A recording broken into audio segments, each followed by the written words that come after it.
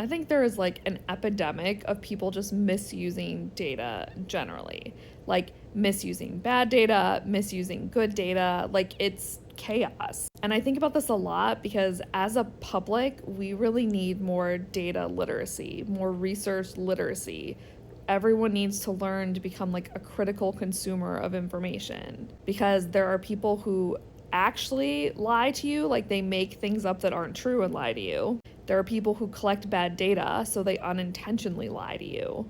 And then there are people who don't actually know how to interpret research, and they lie to you because they don't understand what the research says, so they just say it says something else that supports the story they want to tell. And all three of those scenarios are bad, and they happen all the time. They happen with politicians, they happen with influencers. It's awful. It's awful.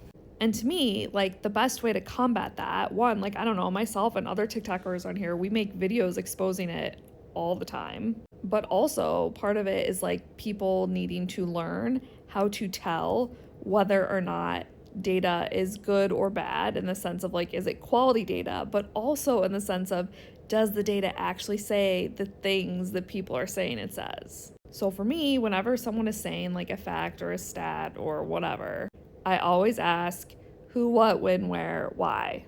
I want to know who the data came from, like the number of people the data came from, what are their like key characteristics. I want to know like what the type of data is, like was it a survey? If it was a survey, what were the questions? If it was like US Census data, I want to know that. When was the data collected? How many, like you will not believe how many people are out here saying stuff that comes from data that was in like the 1920s. So when it was collected, where it was collected. A lot of times you see people reporting and sharing things that were true in one country or in one city or in like a rural area or an urban area, and that doesn't mean it's true everywhere, so that's important context. And why?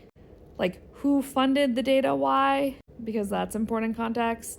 And also like what was the general purpose of the study, because that shapes the type of information they got and can help explain why the data says what it says.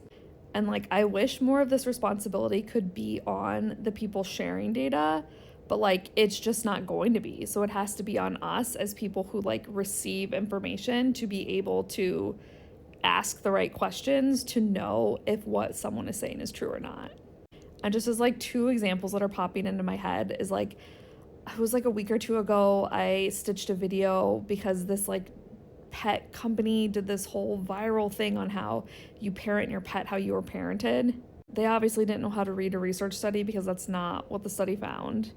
And then there was this influencer who blocked me who was talking about this like type of tea that was like nature's Ozempic. I can't remember the exact situation, but like was like it's science backed and there's all these studies on it, and literally all the studies that were on it were done on mice.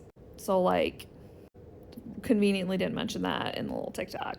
I like the who, what, when, where, why because there's just not good systems right now for flagging like actual true misinformation. So it's like extra work for all of us as people who like consume information, but worth it.